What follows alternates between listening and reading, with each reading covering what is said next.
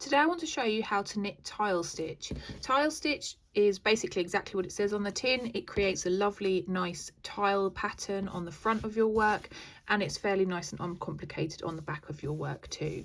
It's a nice and easy 6-row repeat, nothing too complicated for you to grasp with, and it doesn't curl, it lays flat, so it's really a great stitch pattern to have in your repertoire. So grab some needles and let's jump straight in. The pattern multiple for tile stitch is 5 plus 4, so you want to cast on a multiple of 5 stitches and then add 4 stitches extra for your turn. You can use whichever cast on method you like, but I like to use the long tail cast on method. I'm making a small sample today, so I just cast on 34 stitches, and we're going to jump straight into row 1 of our 6-row repeat. This is the right side of our work, so row 1 is a right side row, and we're just going to knit every single stitch all the way along.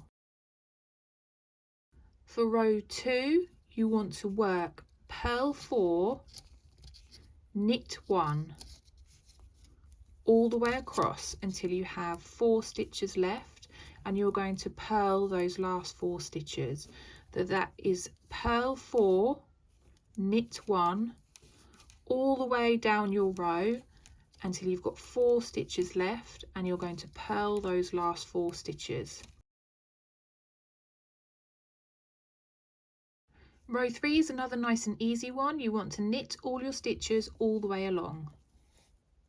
Row 4 is the same as row 2, so we are going to purl 4 and knit 1 all the way across until we have 4 stitches left, and we're going to purl those last 4 stitches.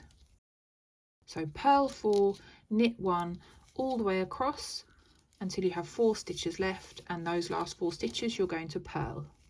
Row 5 and row 6 are both really easy. We are going to knit all of our stitches for both those rows. So there's not a single purl involved in rows 5 and row 6. So you go away and you knit 2 rows, and that takes you back to the beginning of your pattern repeat. So that's our first repeat done, and I will just recap the 6 rows very quickly for you just as a refresher. So row 1, you want to knit all your stitches all the way across.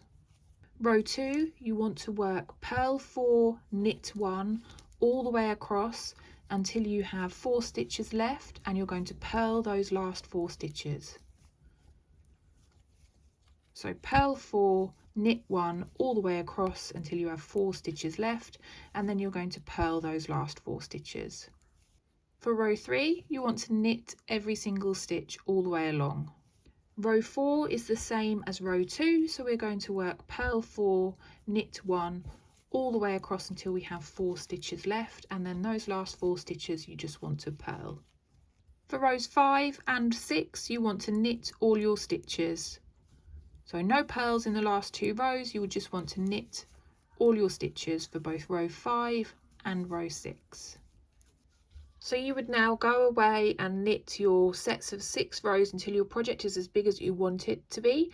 And then when it comes to casting off, what you want to do is cast off whilst you are knitting a row 1. So finish a repeat as I have done here. So we've finished row 6, and then I would cast off as I knit row 1, and that will give you a nice symmetrical top and bottom so that your project looks nice and even on both the side edges and the top and bottom edges.